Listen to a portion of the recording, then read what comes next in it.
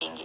B for birds को subscribe कीजिए और हमारे चैनल को शेयर कीजिए ताकि हर तरह की न्यू वीडियो आपको फौरन से मिल सके।